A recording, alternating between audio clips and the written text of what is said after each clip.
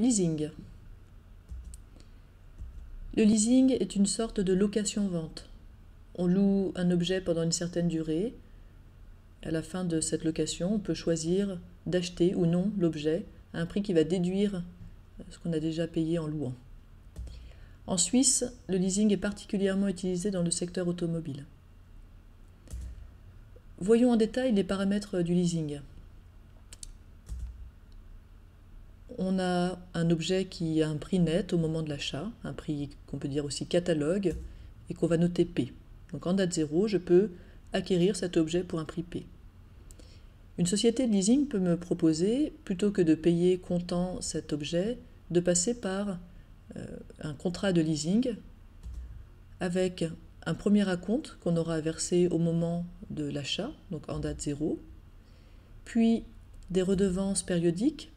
La première sera versée une période après la signature du contrat et on en fera comme ça N redevances, N mensualités en général. Puis la société de leasing pourra me proposer de racheter l'objet à la fin de la location, donc en date N, pour une valeur résiduelle ou une valeur de rachat que j'ai notée grand R. Enfin, dans les paramètres, entre bien sûr le taux d'intérêt et le nombre de versements, le nombre de mensualités. Essayons maintenant d'établir une formule réunissant tous ces paramètres. Ce qu'on a envie de dire, c'est que le prix de l'objet, en général de la voiture, ça devrait être égal au prix initial que je paye, au premier acompte que je verse, plus mes N mensualités, plus la valeur de rachat à la fin. Évidemment, on ne peut pas écrire simplement P égale P0 plus N fois A plus R parce qu'il y a des intérêts et qu'on va payer le fait de différer les paiements. Alors on va se placer pour l'instant en date 0 et essayer de ramener tout à une même date, à la date 0, pour tenir compte de ces intérêts. Si je me place en date 0, bien le prix, il n'y a pas de problème, il est déjà en date 0, et le premier acompte est déjà en date 0, donc je n'ai pas d'actualisation à faire. Maintenant, j'ai ces N mensualités ici qu'il faut que j'actualise en date 0. Alors je pourrais les prendre une par une, celle-ci lui retirer 1 mois d'intérêt, celle-ci lui retirer 2 mois d'intérêt, etc. On a plus simple, on a la formule du V0, la formule des remboursements, qui nous donne justement la valeur de ces redevances une période avant la première, donc pile à la date 0. Donc c'est ce qu'on va faire, on va utiliser la formule du V0. V0 c'est A fois 1 moins 1 plus I puissance moins N sur I. Et puis il nous reste ensuite cette valeur de rachat qui est en date N, et à laquelle il faut donc que je retranche des intérêts pour me ramener en date 0. Alors, ici, remarquez que le N qui est ici, c'est un nombre de versements. De 1 à N, on a bien N versements. En général, le nombre de périodes, c'est le nombre de versements moins 1. Et effectivement, de la date 1 à la date N, il y a bien N-1 période. Mais attention, ici, on revient jusqu'à la date 0, et donc on aura à nouveau N périodes. Donc ici, le R actualisé à date 0, c'est R divisé par 1 plus I puissance N. Alors ce n'est pas le même N, ça ne représente pas la même chose. Ici c'est N, un nombre de périodes entre N et 0. Et ici c'est N, le nombre de versements de la date 1 à la date N. On a tout ce qu'il faut maintenant puisque tout a été actualisé à la date 0. Et je peux écrire que ce qui est en rouge, donc mon prix d'achat, doit être égal à ce qui est en bleu, c'est-à-dire le premier acompte plus ma location plus la valeur de rachat. P égale P0 plus A fois 1 moins 1 plus I puissance moins N sur I plus R sur 1 plus I puissance N.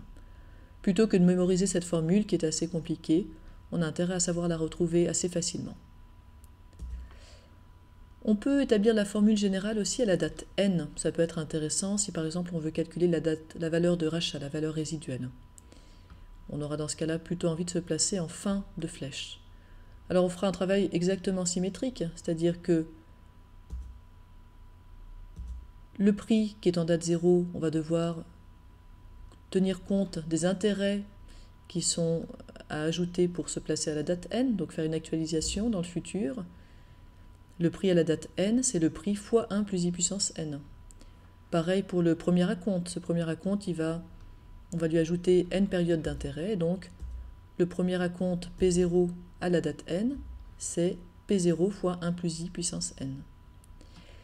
Maintenant, pour ces petits a, j'ai une formule qui se prête bien à mon cas, qui est la formule du grand A, puisqu'elle me donnera justement la valeur de ces mensualités au moment du dernier versement, c'est-à-dire à la date n. C'est exactement ce que je veux.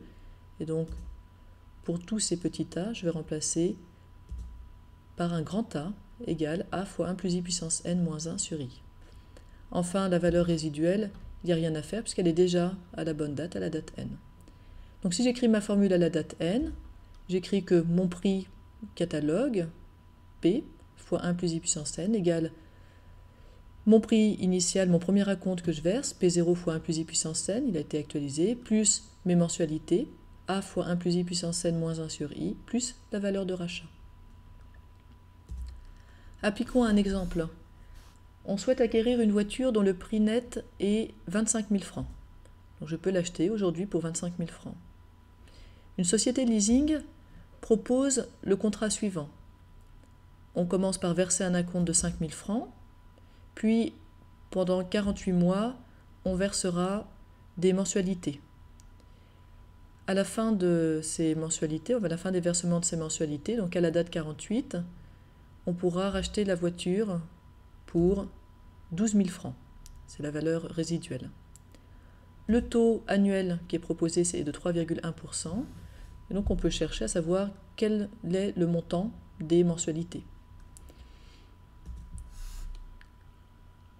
La première chose à faire ici, les mensualités étant, comme leur nom l'indique, payées chaque mois, il me faudra un taux d'intérêt mensuel. Donc je vais commencer par calculer le taux mensuel équivalent à 3,1%. Ce qu'il faut que j'écrive, c'est que mon taux mensuel appliqué 12 fois doit être égal à mon taux annuel appliqué une fois. On retrouve la formule d'équivalence des taux, et m égale racine 12e de 1 plus 3,1% moins 1, ce qui donne à peu près 0,255%. Connaissant donc ce taux mensuel, je peux attaquer les calculs. Ici, on peut se placer, c'est un peu égal en date 0 ou en date 48. On cherche les mensualités. On a peut-être plutôt intérêt à se mettre en date 0 pour avoir moins d'actualisation à faire. Il y aura juste le R à actualiser et les mensualités. Donc en date 0, j'ai mon prix, 25 000 francs, qui doit être égal à mon premier acompte, plus mes locations, plus la valeur de rachat actualisée à la date 0. Ici, ce qu'on cherche, c'est A. On va donc chercher à isoler A, et pour ça, on passe le P0 à gauche, donc P moins P0, le R sur 1 plus i puissance n aussi, moins R sur 1 plus i puissance n, puis on divise par cette fraction, donc divisé par 1 moins 1 plus i puissance moins n sur i. Divisé par une fraction, c'est comme multiplier par l'inverse, donc on écrit un petit peu plus simplement, P moins P0 moins R sur 1 plus i puissance n fois i sur 1 moins 1 plus i puissance moins n. Ce qui donne, quand on fait l'application numérique, A égale 25 000 moins 5 000 moins 12 000 sur 1 plus 0,255% puissance 48 fois 0,255% sur 1 moins 1 plus 0,255% puissance moins 48. On fait tout ça à la calculatrice, bien sûr, et on trouve à peu près 207,89. En conclusion, le montant des mensualités sera d'environ 207,90